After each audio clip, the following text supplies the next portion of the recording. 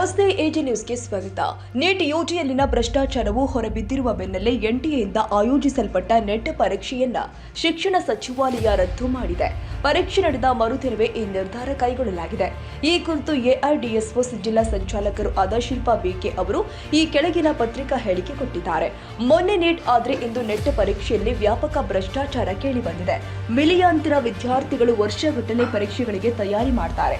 Neat ಪರೀಕ್ಷೆಯಲ್ಲಿ ನಡೆದ ಗಂಭೀರ ಪ್ರಮಾಣದ ಅವ್ಯವಹಾರವನ್ನು ಚಿಕ್ಕದೆಂದು ಬಿಂಬಿಸಲು ಶಿಕ್ಷಣ ಸಚಿವಾಲಯ ಮತ್ತು ಎನ್ಟಿಎ ಪ್ರಯತ್ನಿಸುತ್ತಲೇ ಇದೆ.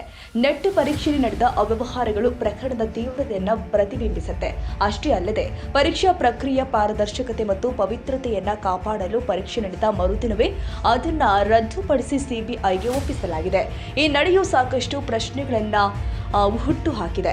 ಪರೀಕ್ಷಾ ಕೇಂದ್ರಗಳಿಗೆ ತಲುಪಲು ದೂರದ ಪ್ರಯಾಣ, ವಸತಿ, ಅಧಿಕ ಪ್ರಮಾಣದ ಪರೀಕ್ಷಾ ಶುಲ್ಕ ಸೇರಿ ಮಿಲಿಯಾಂತರ ಅಭ್ಯರ್ಥಿಗಳ ವೆಚ್ಚಕ್ಕೆ ಯಾರು ಹೊಣೆ? ಎಲ್ಲದಕ್ಕೂ ಮಿಗಿಲಾಗಿ ಎನ್ಟಿಎ ಪ್ರದರ್ಶಿಸ್ತಾ ಇರುವ ಬೇಜವಾಬ್ದಾರಿ, ಅಸಮರ್ಥತೆ ಮತ್ತು ಪಾರದರ್ಶಕತೆಯ ಕೊರತೆಯು ಮಿಲಿಯಾಂತರ ಅಭ್ಯರ್ಥಿಗಳ ಭವಿಷ್ಯವನ್ನ ಅತಂತ್ರಕ್ಕೆ ದೂರಿದೆ. ವ್ಯಾಪಾರೀಕರಣ, ಅನಾರೋಗ್ಯ ಪೀಡಿತ ಸ್ಪರ್ಧೆ ಮತ್ತು ವ್ಯಾಪಕ ಭ್ರಷ್ಟಾಚಾರವು ಜಾರಿಯಲ್ಲಿ ಇರಬೇಕಾದ್ರೆ ಒಂದು ಕೇಂದ್ರೀಕೃತ ಪರೀಕ್ಷೆಯು ಭ್ರಷ್ಟಾಚಾರದ ಏಕಸ್ವಾಮ್ಯ ಅಧಿಕಾರವನ್ನ ಉಂಟು ಮಾಡಬಲ್ಲದೆ ಹೊರತು ಈ ಯಾವ ಸಮಸ್ಯೆಯನ್ನು ಕೂಡ ಪರಿಹರಿಸುವುದಿಲ್ಲ. ಈ ಹಿನ್ನೆಲೆ ನೀಟ್ ಮತ್ತು ನೆಟ್ ಪರೀಕ್ಷೆಗಳಲ್ಲಿ ನಡೆದಿರುವ ಅಕ್ರಮದ ಕುರಿತು ಸಮರೋಪಾದಿಯಲ್ಲಿ ಸಮಗ್ರ ನ್ಯಾಯಾಂಗ ತನಿಖೆ ನಡೆಸಬೇಕು.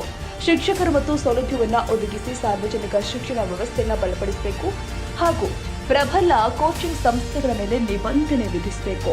ಪ್ರಕರಣವು ತಾರ್ಕಿಕ ಅಂತ್ಯ ತಲುಪುವ ತನಕ ನೀಟ್ ಕೌನ್ಸಿಲಿಂಗ್ ಅನ್ನ ತಡೆಹಿಡಿಯಬೇಕು. ನೆಟ್ ಪರೀಕ್ಷೆಯ ದಿನಾಂಕವನ್ನ ಕೂಡಲೇ ಪ್ರಕಟಿಸಿ ನೇರವಾಗಿ ಯುಜಿಸಿಯ ಪರೀಕ್ಷೆಯನ್ನ ನಡೆಸಬೇಕು ಅಂತ ಆಗ್ರಹಿಸಲಾಗಿದೆ.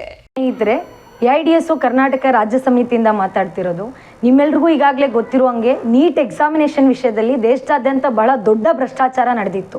ಈಗ ಅದರ ಬೆನ್ನಲ್ಲೇ ಎನ್ಟಿಎ ಏನೋ ನೆಟ್ ಎಕ್ಸಾಮ್ನ ಆಯೋಜಿಸಿತ್ತು, ಅದನ್ನು ಶಿಕ್ಷಣ ಸಚಿವಾಲಯ ರದ್ದುಗೊಳಿಸಿದೆ. ಎಕ್ಸಾಮಿನೇಷನ್ ನೆಕ್ಸ್ಟ್ ಡೇನೇ ಇದನ್ನು ಮಾಡಿದ್ದು ಬಹಳ ಪ್ರಶ್ನೆಗಳಿಗೆ ಎಡೆ ಮಾಡಿಕೊಟ್ಟಿದೆ. ನಿಮ್ಮೆಲ್ರಿಗೂ ಗೊತ್ತಿರುವಂಗೆ ವಿದ್ಯಾರ್ಥಿಗಳು ಬಹಳ ಪರಿಶ್ರಮ ಪಟ್ಟು ಹಲವಾರು ವರ್ಷಗಳಿಂದ ಈ ಎಕ್ಸಾಮಿನೇಷನ್ಗೆ ರೆಡಿ ಆಗ್ತಾರೆ. ಅಷ್ಟೇ ಅಲ್ಲ, ಅವ್ರು ಎಕ್ಸಾಮ್ ಕೊಡೋಕ್ಕೆ ಬರಬೇಕಾದ್ರೆ ಪ್ರಯಾಣ ಶುಲ್ಕ ಅಂತಿರುತ್ತೆ, ಎಕ್ಸಾಮಿನೇಷನ್ ಫೀಸ್ ಅಂತಿರುತ್ತೆ, ಅಲ್ಲಿ ಬಂದವರು ವಸತಿ ಮಾಡಬೇಕು. ಇದೆಲ್ಲದಕ್ಕೆ ಯಾರು ಹೊಣೆ? ಸೊ ಈ ಥರದ ನಡೆಯನ್ನು ಎಐಡಿಎಸ್ಒ ಖಂಡಿಸ್ತಾ ಇದೆ.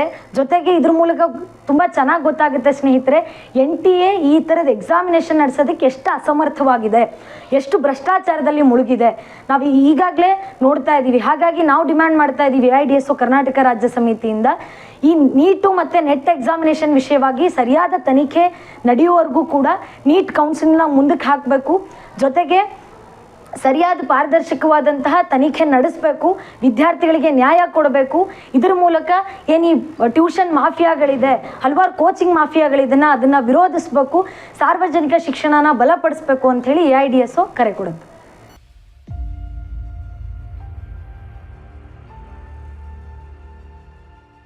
ತಾಜಾ ಸುದ್ದಿಗಾಗಿ ಎಜೆ ನ್ಯೂಸ್ 24x7ಗೆ ಸಬ್ಸ್ಕ್ರೈಬ್ ಮಾಡಿ ಮತ್ತು ಬೆಲ್ ಐಕಾನ್ ಒತ್ತಿ ತಪ್ಪದೇ ಲಿಂಕ್ ಶೇರ್ ಮಾಡಿ.